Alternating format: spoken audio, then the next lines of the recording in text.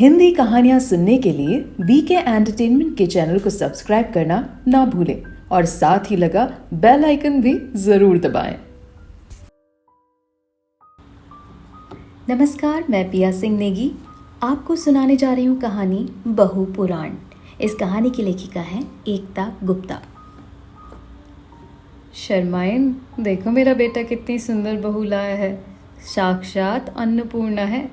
कितना बड़ा है खानदान इसका और रूप की भी बहुत धनी है, पर अहंकार तो तिल मात्र भी नहीं है। अपने घर आई पड़ोसी के सामने सुधा जी अपनी नई नवेली बहू की तारीफ करते नहीं थक रही थी। अभी एक ही महीना हुआ था सुधा जी के बेटे आयुष और मायरा का प्रेम विवाह हुए।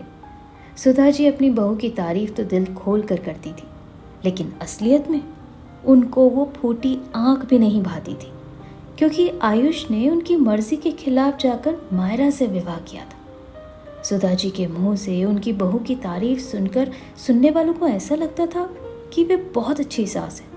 अपनी बहू को बड़ा मान सम्मान इज्जत और प्यार देती थी, लेकिन असलियत वो तो कुछ और ही थी। सुधा जी हमेशा मायरा को ताने कसती रहती और कहती, मेरे राजकुमार जैसे बेटे ने तुझसे शादी कर ली, पता नहीं क्या देखा तुझमें। मेरी पसंद को भी उसने मना कर दिया। मायरा को कुछ भी काम अपने मन से करने नहीं देती थी उसकी सास। हर काम में नुक्स निकालती थी। पकाने के लिए नपा तुला सामान निकाल कर देती थी, जिसकी वजह से कभी कभी मायरा के लिए खाना कम पड़ जाता था। मायरा ने फिर भी कभी शिकायत नहीं की। आयुष अक्सर काम के सिलसिले में बाहर ही रहता था, जिससे मायरा ने उसे परेशान करना उचित नहीं समझा। घर में उसकी छोटी ननद सृष्टि ही उसे समझती थी। दोनों में बहनों जैसा रिश्ता था। मायरा की छोटी ननद अभी पढ़ाई कर रही थी। सृष्टि ने कहा, भाभी आप इतनी बातें क्यों सुनती हो माँ की? मायरा ने कहा, कोई बात नहीं, बड़ी हैं और उनकी बात का उत्तर देकर घर में कलेश क्यों करना। एक दिन कॉलेज से खिलखिलाती हुई सृष्टि आई और अपनी भाभी से कहने लगी, यू आर सो स्वीट भाभी, आपकी वजह से मेरे दोस्त मुझे कितना भाव देने लगे हैं। जब से आप आई हैं मेरे दोस्तों के बीच स्टेटस ही चेंज हो गया है। आप इतनी अच्छी हो, पता नहीं माँ को कब आपकी कदर होगी। ये सब छोड़ो, बताओ कॉलेज में क्या क्या हुआ? मायरा ने बात बदलते हुए कहा, भाभी आप अपनी परेशानी हल नहीं करना चाहती तो कोई बात नहीं, लेकिन मैं ससुराल जाने से पहले आपकी परेशानी हल करके ही इस घर से विदा लूँगी। सृष्टि ऐसा कहकर अपनी भाभी के गले लग जाती है। आयुष की शादी में सुधा जी के चाचा चाची नहीं आ पाए थे, इसलिए वो नई बहू से मिलने आने वाले थे। सुधा जी ने उनके आने से पहले मायरा को ढेर सारी नसीहत देना शुरू कर दी। देख, मेरे चाचा चाची जी आने वाले हैं, उनकी खातिरदारी में कोई कमी नहीं रहनी चाहिए। अच्छे से तैयार होकर रहना और शिकायत का कोई मौका नहीं देना। मायरा ने हाँ में सर हिला दिया और अपने काम खत्म करने चली गई। अगले दिन सुधा जी के चाचा चाची भी आ गए। मायरा ने पैर छूकर प्रणाम किया और उन्हें चाय नाश्ता कराया। सुबह से बेचारी मायरा काम में लगी थी, जिसकी वजह से ठीक से नाश्ता भी नहीं कर पाई थी। उपहार लाने चाचा और चाची जी बाजार चले गए। इसी बीच सृष्टि ने बीच में शरबत बनाकर मायरा को पिलाया। इसी बात पर सुधा जी ने मायरा और सृष्टि को खरी खोटी सुना दी। सृष्टि ने निश्चय किया कि आज वो माँ की आंखें खोल कर रहेगी। रात का खाना बहुत अच्छा बना था, इसलिए सभी ने कुछ ज़्यादा ही खा लिया। जब मायरा मीठा लेकर गई तो सभी ने कहा कि सब कुछ देर बाद खाएंगे।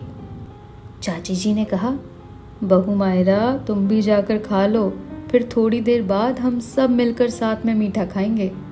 सब बैठकर बातें कर रहे थे, तभी सुधा जी का बहू बखान पुराण शुरू हो गया। चाची जी, मैं तो बड़ी भाग्यशाली हूँ जो मुझे साक्षात अन्नपूर्णा मिली है। ऐसी बहू तो किस्मत वालों को मिलती है। इतना बड़ा खानदान, रंग रूप और अहंकार तनिक भी नहीं। चाची जी ने हाँ में हाँ मिलाते हुए कहा, किस्मत की धनी है तू सुधा। ये सब बातें सुनकर सृष्टि को गुस्सा आया और वो कमरे से बाहर आई और कहने लगी, अब बस भी करो माँ, बहू बखान पुराण बंद करो।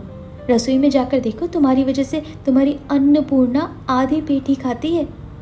चाची ने रसोई में जाकर देखा तो प्लेट में थोड़ी सब्जी और एक रोटी और 4-5 पीस सलाद का रखा हुआ था, जिसे मायरा खाने ही जा रही थी। सुधा, तू तो बड़ी किस्मत वाली है, पर ये तेरी बेचारी बहू नहीं।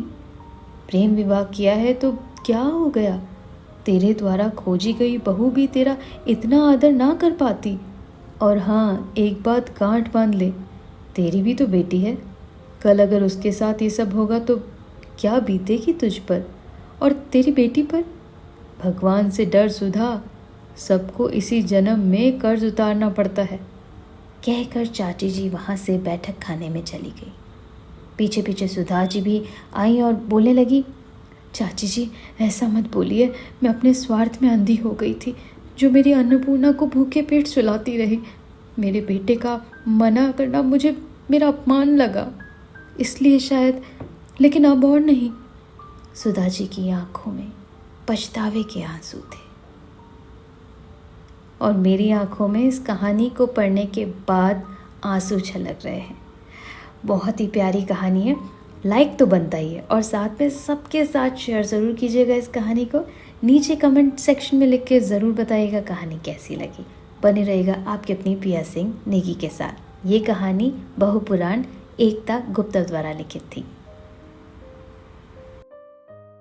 हिंदी कहानियाँ सुनने के लिए बीके एंटरटेनमेंट के चैनल को सब्सक्राइब करना ना भूलें और साथ ही लगा बेल आइकन भी जरूर दबाएं।